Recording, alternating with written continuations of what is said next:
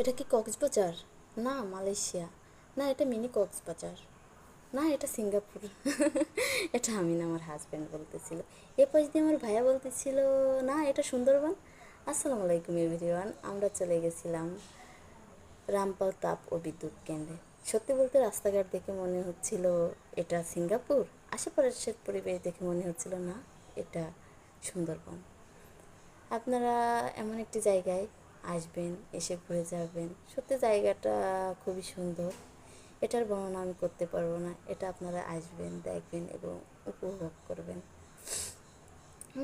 আমাদের আর হয়তো বা যেতে 3 থেকে 4 মিনিট সময় লাগবে। আমরা এটার খুবই কাছাকাছি চলে আসছি এবং আমার বাচ্চা কাচ্চা, আমার মেয়ে, আমার হাজব্যান্ড, আমার ভাইয়া এবং ড্রাইভার সাহেব, আমরা খুবই গল্প গুজব করতেছিলাম, হাসাহাসি করতেছিলাম। পড়ন্ত বিকেলে আমরা রওনা দিয়েছিলাম। বাতাস, আহ কি শান্তি! আমার তো এখান থেকে যেতেই ইচ্ছা হচ্ছিল না।